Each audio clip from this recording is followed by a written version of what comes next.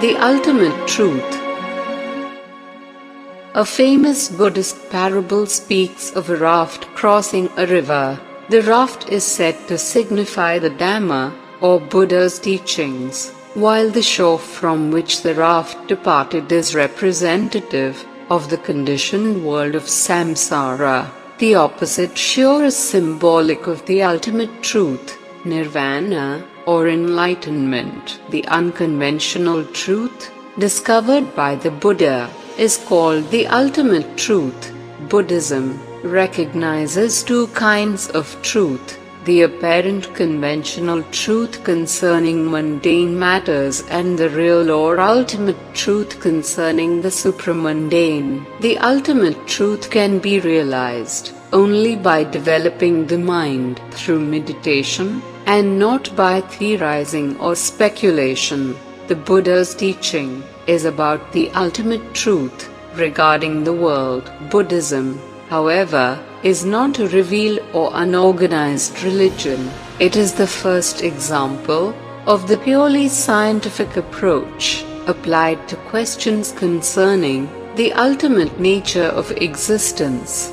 This timeless teaching was discovered by the Buddha himself without the help of any divine agency.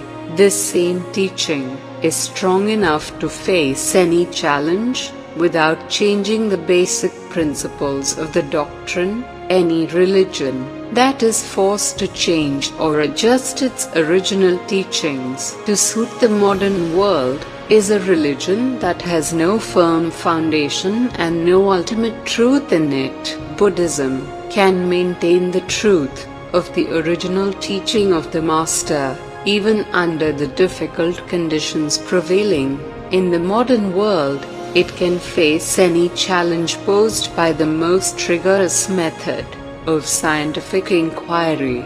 The Buddha did not introduce certain personal or worldly practices which have no connection with morality or religious observances. To the Buddha, such practices have no religious value. We must make the distinction between what the Buddha taught and what people preach and practice in the name of Buddhism. Every religion consists of not only the teachings of the founder of that religion, but also the rites and ceremonies which have grown up around the basic core of the teachings. These rituals and ceremonies have their origins in the cultural practices of the people who accepted the religion. Usually the founders of the great religions do not lay down precise rules about the rituals to be observed, but religious leaders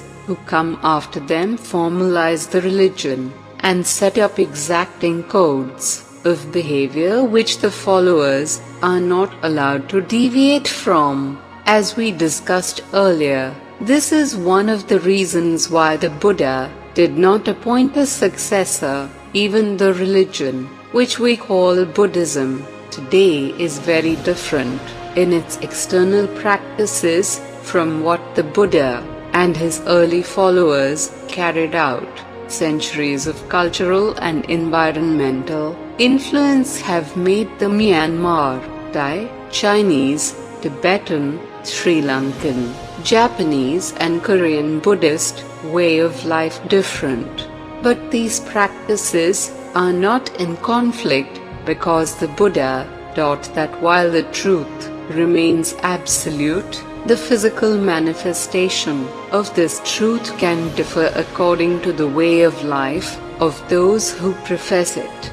Thus the modern religion we see in many countries is the product of normal human beings living in a country and adjusting to various social and cultural environments. However, Buddhism as a religion did not begin as a super-worldly system that came down from heaven. Rather, it was born and evolved through a long historical process. In its process of evolution, many people slowly moved away from the original teachings of the founder and started different new schools or sects. all the other existing religions also face the same situation. A few hundred years after his passing away, the disciples of the Buddha organized a religion around the teachings of the Master. While organizing the religion, they incorporated, among other concepts and beliefs, various types of miracles, mysticism, fortune-telling, charms, talismans, mantras, prayers, and many rites and rituals that were not found in the original teaching. When these extraneous religious beliefs and practices were introduced, many people neglected to develop the most important practices found in the original teaching: self-discipline, self-restraint, cultivation of morality and spiritual development. Instead of practicing the original teaching, they gave more of their attention and effort to protection from evil spirits, and became more interested in discovering ways and means of getting rid of the so-called misfortunes or bad influences of stars, black magic, and sickness. In this manner, through time the religious practices and beliefs degenerated, being confined to worldly pursuits. Even today, many people believe that they can get rid of their difficulties through the influence of external powers. People still cling to these beliefs. Hence, they neglect to cultivate the strength of their willpower, intelligence, understanding, and other related humane qualities. In other words, people started to abuse their human intelligence by following those beliefs and practices in the name of Buddhism. They also polluted the purity of the sublime teaching of the Buddha. One should therefore not come to a hasty conclusion either to judge the validity of a religion or to condemn it simply by observing